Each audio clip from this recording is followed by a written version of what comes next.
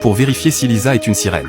Un groupe de personnes l'attrape et la met dans un réservoir d'eau. Ensuite, Nick ouvre rapidement la vanne d'eau, et beaucoup d'eau de mer commence à remplir le réservoir. En peu de temps, le réservoir est complètement rempli d'eau de mer. Lisa ressent un intense sentiment d'étouffement et pousse un cri strident. Les méchants regardent avec amusement Lisa dans sa douleur. Mais la seconde suivante, son regard devient soudainement déterminé. Plus étrange encore, elle ne se noie pas. Au contraire, elle peut respirer librement dans l'eau. Nick réalise que Lisa est vraiment une sirène. Donc il tire plusieurs coups dans l'eau. Mais même si ses mouvements sont limités par des chaînes, Lisa dans l'eau évite habilement chaque balle.